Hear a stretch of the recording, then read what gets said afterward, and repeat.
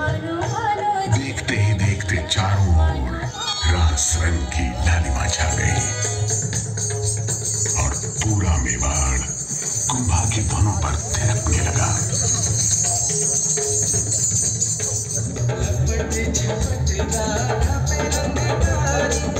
सब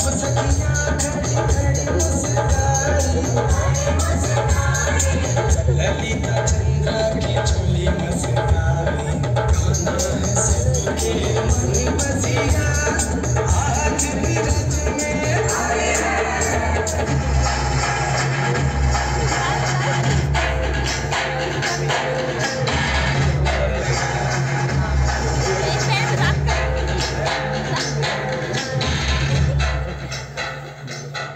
और फिर वो शाम आई जब महाराणा कुंभा महादेव कुंड पर संध्या पाठ कर रहे थे।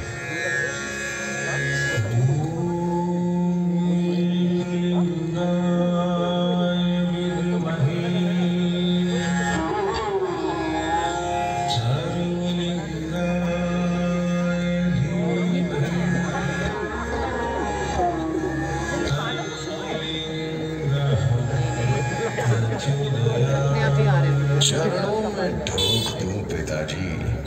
चिरंजीवी रहो। उदा, तू यहाँ? तेरा तो ये घुड़सवारी का समय है। घोड़े की पीठ पर बहुत बैठ लिया पिताजी, अब तो मुझे राजगद्दी पर बैठना है। अवश्य बैठना, लेकिन अभी तो मैं हूँ। यही तो रोना है कि आप हैं, और यदि आप हैं तो मैं नहीं हूँ। मैं समझा नहीं। हाँ, और यदि आप ना हो तो मैं हूँ। अरे ये क्या कर रहा है? खंजर क्यों निकाल रहा है? उदा तू पागल हो गया है? अपने पिता पर हमला कर रहा है। उदा!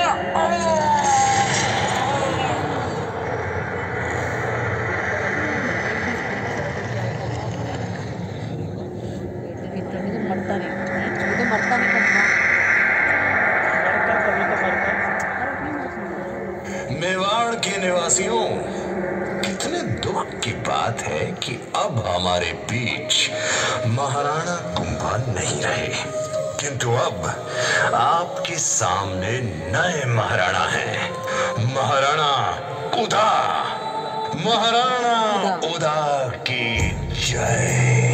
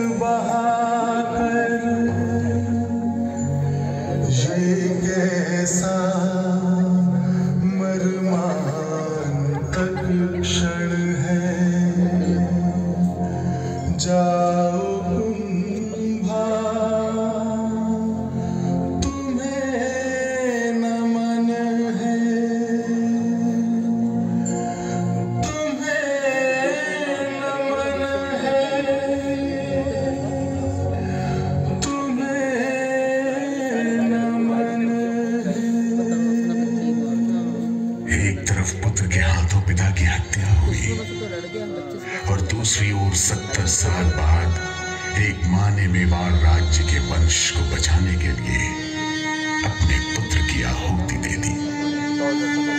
उस वीर मां का नाम था पन्नाधाय। ये अद्भुत गाथा चित्तौड़ से शुरू हो मुझसे आ जुड़ी। उस समय मेरी देखभाल आशा शाह देवपुरिया कर रहे थे। घड़ी खम्मा पन्नाधाय, ये आपके साथ कौन है? आपका पुत्र? मेरे पुत्र से भी अधिक मूल्यवान सिसोदिया वंश का नूतन उत्तराधिकारी कुंवर उदय सिंह। उदय सिंह? किंतु उनकी तो उदय सिंह की हत्या कर दी। नहीं हुक्म, वो केवल पिता को मार सका। कुंवर को तो मैंने बचा लिया। तो वो बालक कौन था जिसकी हत्या हुई, वो मेरा पुत्र था चंदन। मैंने बच्चे बदल दिए। छाती पर पत्थर रख कर भी पन्ना तूने धर्म निभाया। तुम्हारे उदेश बचाए और नमक का फर्ज चुकाया, और नमक का फर्ज चुकाया। अब मेरे जीवन का एक ही ध्येय है कि बड़ा होकर वीर उदय अपना अधिकार बनवीर से वापस ले। पन्ना धाय की कुर्बानी व्यर्थ नहीं गई। आसपास की रियासतों के सरदारों के साथ मिलकर उदय सिंह ने बनवीर को ललकारा और पूरी तरह ध्वस्त कर दिया। महाराणा उदय सिंह की जय! महाराणा उदय सिंह की जय! मेरे जुड़वा भाई कुंभा के गुजर जाने के बाद अगर मेरे दिल के बेहद नजदीक आया तो वो था शूरवीर बेटा महाराणा प्रताप। मैं वाकई खुशकिस्मत हूं। पराक्रमी महाराणा प्रताप ने मेरे आंगन में जन्म लिया। ये वर्ष था 1540। सिसोदिया वंश गौरव और मान से युक्त ये घोषणा करते हैं कि महाराणा उदय सिंह और महारानी जयवंता बाई को पुत्र रत्न की प्राप्ति हुई है। बालक का नाम प्रताप रखा गया है।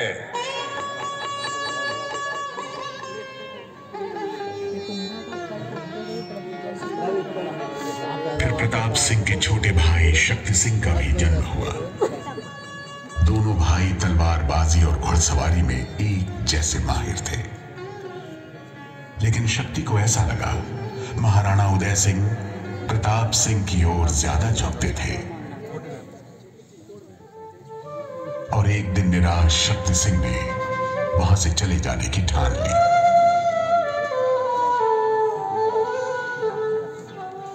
शक्ति, मैं तुम्हें यूं निराश होकर नहीं जाने दूंगा। प्रताप दादा भाई, अब मैं यहाँ नहीं रह सकता। ऐसा क्यों कह रहे हो शक्ति?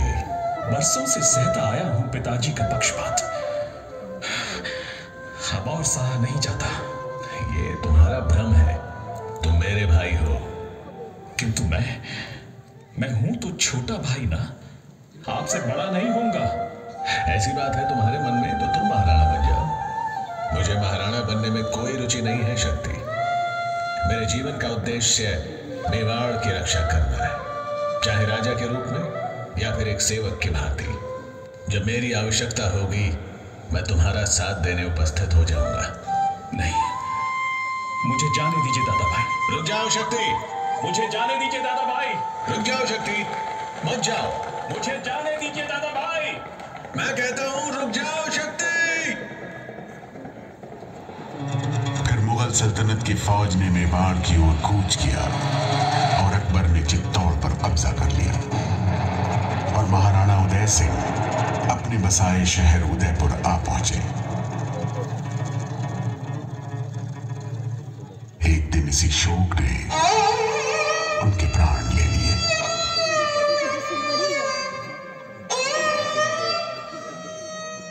महाराणा प्रताप ने गद्दी संभालते ही अकबर को ललकारा।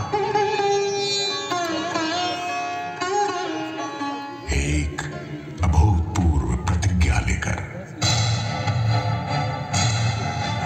मैं आप सबके सामने ये प्रतिज्ञा करता हूं कि जब तक मैं अपनी मातृभूमि मेवाड़ को मुक्त नहीं करा लेता तब तक न तो महलों में रहूंगा, न ही मखमल की शैया पर सोऊंगा, न ही सोने चांदी या किसी धातु के पात्र में खाऊंगा।